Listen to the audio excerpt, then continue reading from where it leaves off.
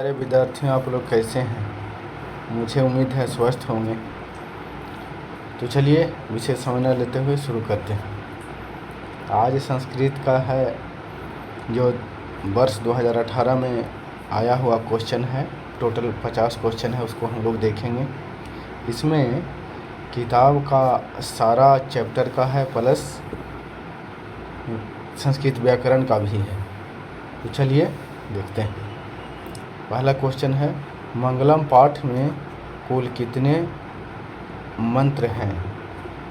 तो इसमें कुल मंत्र आपको 5 हो जाएंगे। संस्कृत में उत्तर देना है, 5 लिखना है, मतलब बी उत्तर हो जाएगा। अगला क्वेश्चन है, सत्य का मुंह किस पत्र से ढका हुआ है? पत्र नहीं, पात्र होगा। तो सत्य का मुंह जो है हिरण्यमय पात्र से ढका हुआ है, अर्थात उत्तर आपका ए हो जाएगा। अगला क्वेश्चन है, वेदा हेमंतः पुरुषम महांतम डैश विद्यते यनाय मंत्र किस उपनिषद से लिया गया है? तो ये हो जाएगा डायरेक्ट, इसका उत्तर आपको बता देते हैं।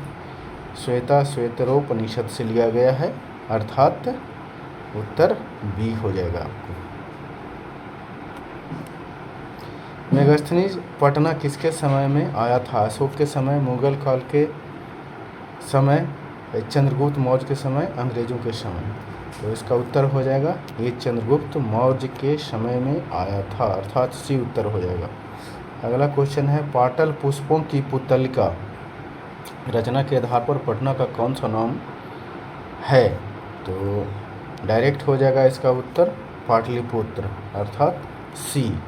अगला क्वेश्चन है, पटना में कौमुदी महोत्सव कब मनाया जाता था? तो ये जो है आपको गुप्त वंश काल में बनाया जाता था, अर्थात ए। अगला है, पाटलिपुत्र पटना के नाम से कब से प्रसिद्ध हुआ? तो ये जो है मध्य काल में प्रसिद्ध हुआ था, अर्थात उत्तर आपका सी हो जाएगा। 8वां है, वीरेश्वर कौन था? वीरेश्वर जो थे ये मिथिला के मंत्री थे, अर्थात उत्तर बी हो जाएगा। आलसशाला में आग क्यों लगाई गई थी? तो ये जो है आलसशाला में आग इसलिए लगाई गई थी कि जो धूर्त लोग थे उनकी परीक्षा लेने के लिए, अर्थात उत्तर बी हो जाएगा। अगला क्वेश्चन है, याज्ञवल्क्य ने आत्म तत्व की शिक्षा किसको दी थी? तो ये मैत्रेयी को दी थी, उत्तर आपको ए हो जाएगा। सर्व शुक्ला सरस्वती किसने कहा है? 11, तो इसका उत्तर है दंडी, अर्थात डी। अगला है, गंगा देवी का समय क्या है? तो गंगा देवी का समय जो है 14वीं सदी है, अर्थात 12 का उत्तर ए हो जाएगा। आधुनिक काल की संस्कृत कवयित्री कौन है? इसका उत्तर हो जाएगा पंडित छमाराव, अर्थात डी। किसके गीत देवता भी गाते हैं? तो ये डायरेक्ट जानिए, भारतवर्ष के है, उत्तर ये हो जाएगा। प्राचीन संस्कृति की पहचान किससे होती है? प्राचीन संस्कृति की पहचान संस्कारों से होती है, अर्थात उत्तर बी हो जाएगा। चलते हैं अगले प्रश्न की ओर।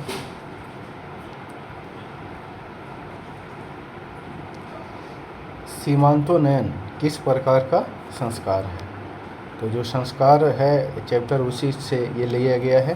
तो ये जो है सीमांतोन्नयन जन्म पूर्व संस्कार है, अर्थात उत्तर ए हो जाएगा। प्राचीन काल में शिष्यों को क्या कहा जाता था? प्राचीन काल में शिष्यों को ब्रह्मचारी कहा जाता था, अर्थात बी। अगला है, नीति श्लोका पाठ किस ग्रंथ से संकलित है? तो ये डायरेक्ट आप जानिए, ये विदुर नीति से लिया गया है, अर्थात उत्तर ए हो जाएगा। स्वामी दयानंद के बचपन का नाम क्या है? मूल शंकर उनके बचपन का नाम था, अर्थात उत्तर सी हो जाएगा। मंदाकिनी वर्णनम पाठ के कवि कौन हैं? तो इसके कवि हैं वाल्मीकि, अर्थात सी।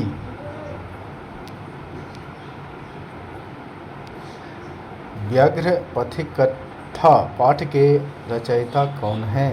21 का उत्तर आपको हो जाएगा बी, नारायण पंडित। कर्णस्य धनुर्वीरता पाठ किस ग्रंथ से लिया गया है? ये कर्णभार नामक जो ग्रंथ है उससे लिया गया, अर्थात ए। न्याय दर्शन के प्रवर्तक कौन हैं? तो न्याय दर्शन के प्रवर्तक हैं गौतम, अर्थात बी। आर्यभट्टियम किसकी रचना है? नाम में ही इसका उत्तर है, आर्यभट्ट की रचना है, अर्थात डी उत्तर हो जाएगा। निर्मलम का संधि विच्छेद क्या होगा? तो निर्मलम का संधि विच्छेद होगा निह जोड़ मलम, अर्थात ए, ये विसर्ग संधि हो जाएगा। पूषण जोड़ अपावृणु की संधि होगी पुष्ण पावृणु, अर्थात बी हो जाएगा। ई जोड़ आ के मेल से कौन सा नया वर्ण बनता है? यह, अर्थात सी। अगला क्वेश्चन है जंतोर निहितो में कौन सी संधि है? तो ये जब इसको हम विच्छेद करेंगे तो ये इसका उत्तर हो जाएगा विसर्ग संधि, अर्थात आपका सी उत्तर हो जाएगा। अर्थाभावे का विग्रह क्या होगा? मतलब अर्थ का अभाव, अर्थ माने रुपया पैसा होता है, तो यहाँ अर्थस्य अभावे हो जाएगा, अर्थात उत्तर ए हो जाएगा। अगला है धर्म च अर्थ च काम च का समस्त पद क्या होगा? तो ये होगा तीनों मिला करके हो जाएगा धर्मार्थ कामा, अर्थात उत्तर बी हो जाएगा। चलते हैं अगले प्रश्न की ओर। अव्ययी भाव समास का उदाहरण, तो ऑप्शन के अनुसार उपगंगम हो जाएगा, अर्थात सी हो जाएगा। नीलोत्पला में कौन सा समास है? तो ये समास जो है इसमें कर्मधारय हो जाएगा। इत्थम भूत लक्षणे सूत्र का उदाहरण है, ये इसका उदाहरण हो जाएगा अयम जटाभि तापसः ज्ञायते, अर्थात उत्तर बी दे दीजिए। अगला है मंदम मंदम नुदति पवनः, वाक्य के मंदम मंदम पद में द्वितीय विभक्ति किस सूत्र में प्रयोग हुई है? तो इसका उत्तर हो जाएगा क्रिया विशेषणे द्वितीय, मतलब क्रिया की विशेषण बता रही कि धीरे धीरे मंदा मंदा। चलते हैं अगले प्रश्न की ओर।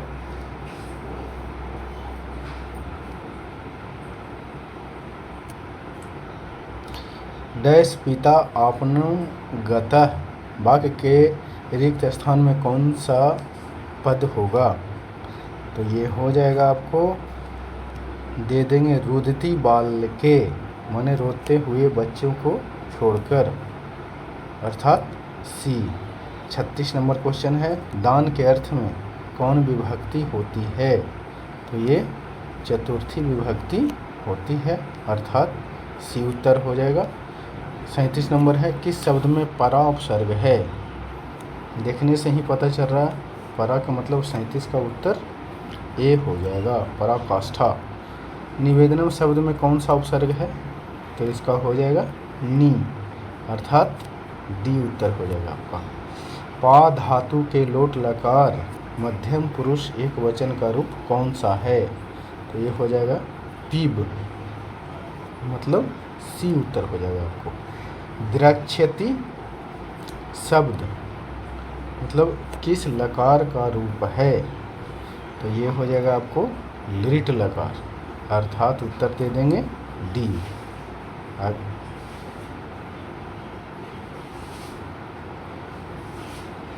अगला क्वेश्चन है गच्छ किस धातु का रूप है? Question number 41। तो गच्छ जो है गम धातु का है, अर्थात उत्तर ए हो जाएगा। 42 नंबर क्वेश्चन लताय में कौन विभक्ति है? तो ये लता तुर्थी होगा, अर्थात आपका उत्तर बी हो जाएगा।